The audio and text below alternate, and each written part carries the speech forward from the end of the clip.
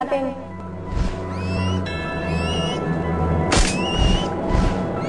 Hina mo eh! Hina ka! Kaya kung ano man ang mayari kay Lamina, dahil sa gawa ng ibang tao, mararamdaman mo yon. Cuidado! Tinamaan mo! Oo nga! Tinamaan mo! Ha? Cuidado! Si Lamina, may nangyari kay Lamina. Kaya ka nagkakaganyan.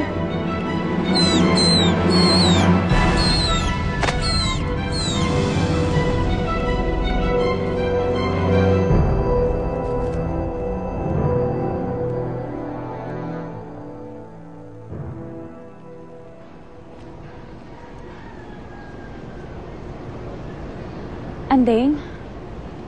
Bakit hindi pa siya dumarating? Baka hindi na siya pupunta. Baka natakot na siya kasi bulag ako. Ito ang litrato ng babaeng kasama ni Joaquin nung sumabog ang kahon ng Salvaria.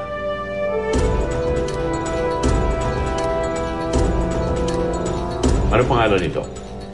Diano ang pangalan niya, sir. Doon siya nakatira sa silong kung saan dati nakatira si Joaquin. Ano ka ba?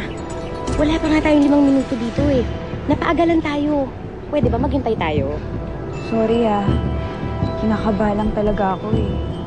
Cecil, relax ka lang. Darating si Andre.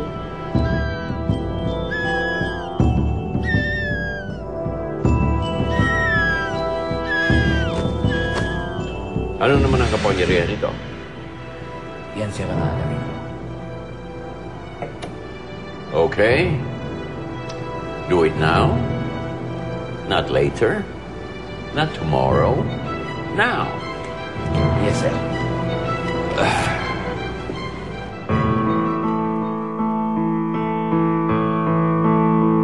Nasaan ka na, Jason ka? Naku, sana huwag ka naman mag-Indian. Lulumpuhin talaga kita. Huwag kang tutulad dun sa totoong Andre. Eh, hindi naman niya sinabi sa akin na bulag siya. Ina-aksidente nga siya, kaya siya nabulag. Ayoko magkaroon ng date na bulag mo. Ano ka ba? Baka maingay dyan, baka marinig ka niya. Wala akong pakialam. Wala kang paki. O saan ka pupunta? Uy! Kwentang lalaki. Andeng ko na ba yan? Oo. Nasaan na siya? Ha? Ayaw niya sa akin, no? Naku, hindi! Hindi, no? Hindi naman yun si Andre eh. Pinsan pala niya yun. Inutusan lang niya yung pinsan niya para sabihin na hindi nga makakarating si Andre dahil inatake raw sa puso yung papa niya. Talaga? Oo. Tapos, inutusan lang niya yung pinsan niya. Si Andre naman, hindi raw makakatawag dahil walang signal sa ospital. Kawawa naman si Andre. Pinaghinalaan ko pa. Andeng, i-text mo naman siya. Sabihin mo, alagaan yung mabuti yung papa niya, ha? Bakit ang tagal ng mukong yun? Baka hindi sumupot.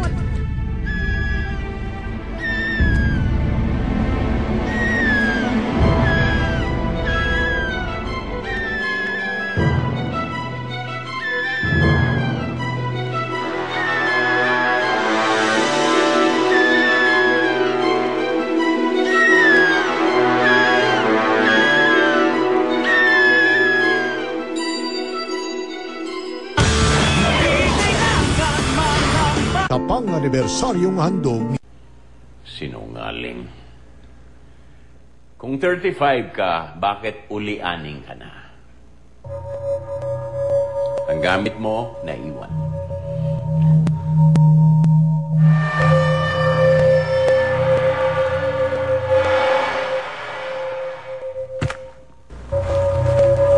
Thank you, sir.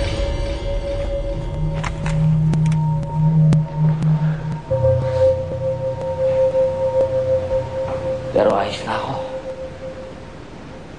Ibig sabihin ba nun, ayos na ang agil ako?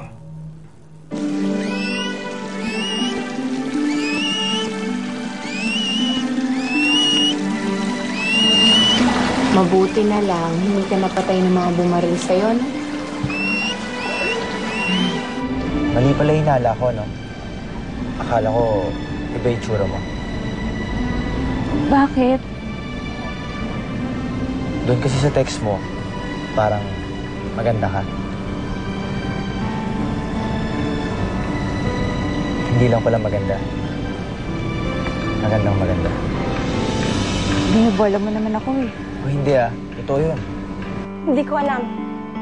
Pero kailangan natin siyang maibalik.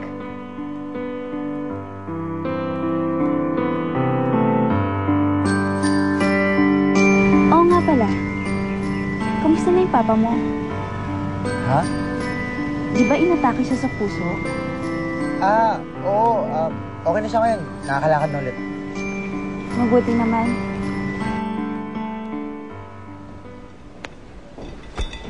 May pagbibiling ka, Joaquin? Wala. Kanina narinig kong parang may kausap ka. May ibang tao ba rito?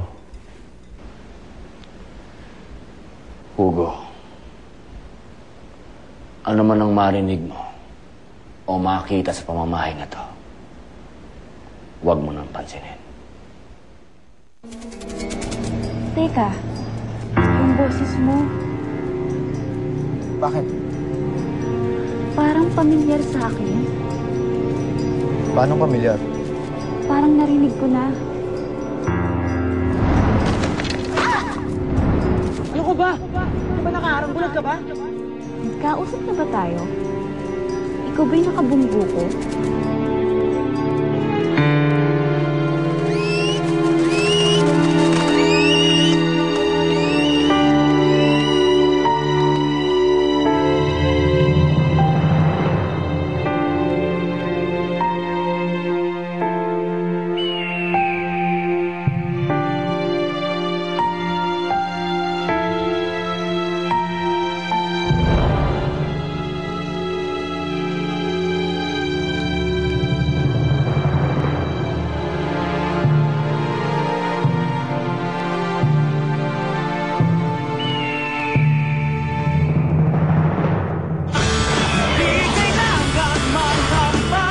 Namumukhaan ko ang babaeng ito.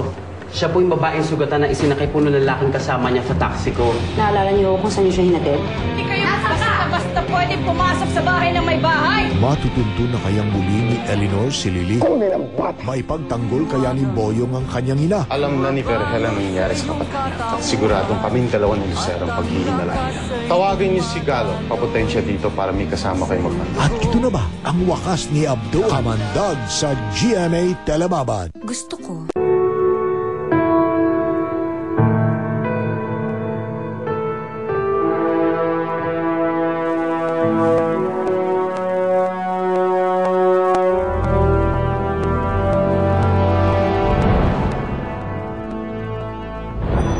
Parang kaboses mo yung nakabunggo ko nung isang araw.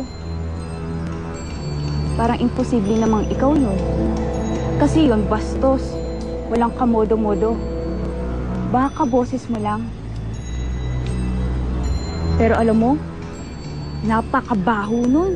Amoy basura. Pero ikaw mabango.